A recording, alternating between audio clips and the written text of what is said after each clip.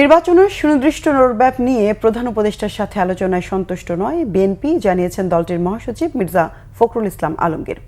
নির্বাচনের সুনির্দিষ্ট রোডম্যাপ এবং সমসাময়িক বিষয় নিয়ে বৈঠক করতে দুপুর 12টায় প্রধান উপদেষ্টার সরকারি বাসভবন যমুনায় যান বিএনপির মহাসচিব মির্জা ফখরুল ইসলাম আলমগীরের নেতৃত্বে 7 সদস্যের প্রতিনিধি দল।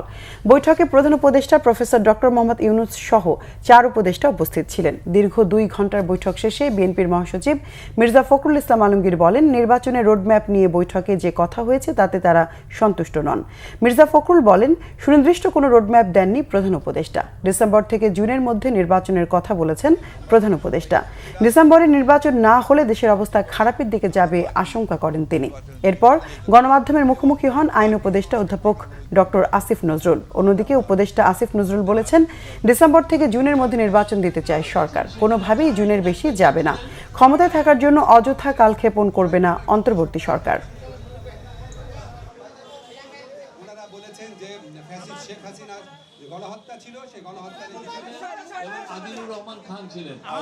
প্রধান উপদেষ্টা মহোদয় তিনি তার সুনির্দিষ্ট কোনো ডেডলাইন আমাদের দেননি। তিনি বলেছেন যে ডিসেম্বর থেকে জুনের মধ্যে তিনি নির্বাচন শেষ করতে চান। এই কথা তিনি আজকে আবার বলেছেন।